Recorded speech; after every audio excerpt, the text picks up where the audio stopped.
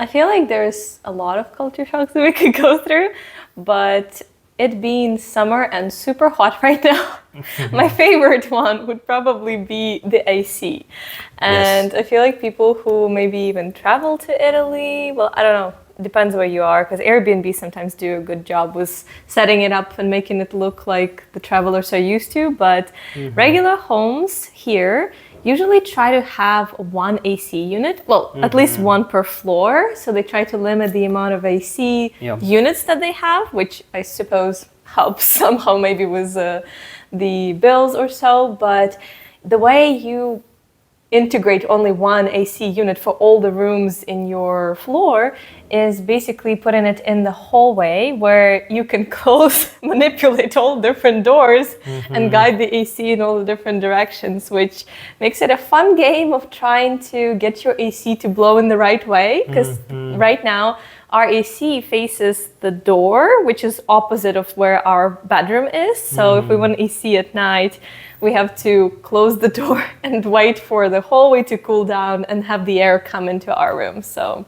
I feel like that is a very funny one. I wouldn't say, I'm not from the States, so I didn't grow up having like AC in every room. And my parents didn't even have AC. They still don't. They're fine with that. So I didn't even have AC at all. But having one be in such a weird place is definitely a culture shock. Yeah, and currently, I know these are split AC units. In the States, they usually have like centralized ACs. Oh, yeah. So it comes out from vents, like maybe there's a vent right there, a vent up top. So it's a lot more even distribution of AC. But I think even when we were in Greece, they had a better way of AC, like the split AC units, like you had a split AC unit in your room, and then there was a split AC unit in the in the main living room, and then a split AC unit in another bedroom. In another bedroom. Yeah, so that's the normal way I'm used to. Like if people would have AC, even in Ukraine, like where some of my family friends would have AC, it would be in certain rooms that they needed in. Usually, at least they would have one in the living room, that kind of, main place you stay during the day, during the hottest time of the day, but not in the hallway. Like that's definitely a very Italian system. And I know it gets a lot of people surprised about it when they just move here. Yes. But I'm glad that we have AC. I know that when I was in Colorado, we had no AC whatsoever. We had ceiling fans. You guys can't see it right now, but we have ceiling fans here and ceiling fans over there. So that's all I've gotten used to, ceiling fans and opening up windows. But Italy is definitely a lot hotter than Colorado, and you definitely need an AC unit to just even survive. Yeah, what about you? What do you think was your favorite culture shock or most resounding? So sticking on the same line of topic of culture shocks, in the US, if there are US listeners, this right here, solid concrete compared to the drywall that I'm used to in the States.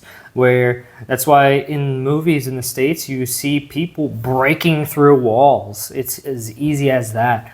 But here you can't break through these walls. You're gonna hurt your hand. You need literal concrete impact nail, like concrete nails in order to drill into concrete, and then an impact driver to go through it. How was that? I know that you in Ukraine they had bricks, but you hung up.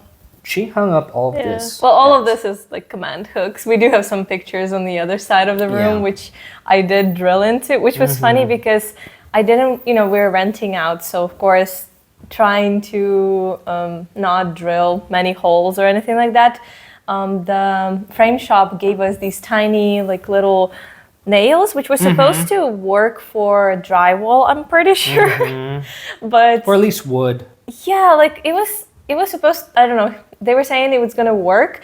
So I was starting to like hammer the tiny nail into the wall, and it was basically making the concrete like fall out on the side. So it was making like a dip rather than a hole. So then I called, the person that I was supposed to call before I started doing that. I called my dad and I was like, Dad, what do I do? And he was sad that you just have to drill first and then put the nail inside, which worked well. So yeah, but that is not a shock for me, of course, because I'm used to the European style building. And I remember watching those movies from the States where the people would literally like, I don't know, like fist the wall, and it would basically make a hole in the wall. And I'm like, you would break your hand if you tried that. And even the doors too, like that is... Yes, the doors here, you know how in the States, or I mean, even some people break into the houses in the States by literally kicking down a wooden door in the States. Here, you can't kick down the door. You just can't. It's they're deadbolt type of like manufacturing. We're looking at a door right now. Yeah, we're looking at the door. And the door itself, it's like metal. It's like heavy. And this is just an apartment compared to a house. I'm pretty sure a house would be a lot heavier too. Yeah. So, and just the room doors as well. Like they are solid. I think it's a solid slab of wood. Yeah, it's definitely heavy when we try to carry one place to the other. Yeah. Yeah.